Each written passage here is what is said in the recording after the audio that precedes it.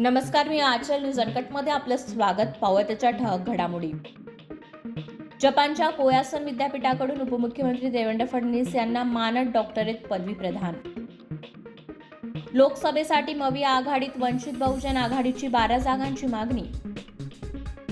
मराठा आरक्षणानंतर मुस्लिम धनगर आरक्षणासाठी लढणार, मनोज जरांगे यांची माहिती. कोरोना विषाणूच्या JN1 या प्रकाराच्या रुग्णांमध्ये वाढ, महाराष्ट्र सरकारकडून नवीन टास्क फोर्सची स्थापना. गुणरत्न सदावर्ते यांना मोठा धक्का, एसटी बँकेच्या 12 संचालकांचा तडकाफडकी राजीनामा. रॉबर्ट वाड्रा यांच्या अडचणीत वाढ, मनी लॉन्ड्रिंग प्रकरणात ईडीने प्रथमच घेतले नाव.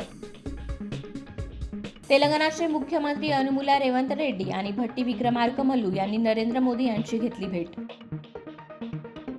अदानी ग्रुप अदानी ग्रीन एनर्जीमध्ये 93,050 कोटी रुपयांची गुंतवणूक करणार. ईडी 18 सिनेमाच्या शूटिंग दरम्यान वरुण धवन चौथ्यांदा जखमी, पायाला झाली दुखापत. आणि कुस्तीपटूंचे आंदोलन सुरूच, विनेश फोगाटने खेलरत्न आणि अर्जुन पुरस्कार परत केला. धन्यवाद.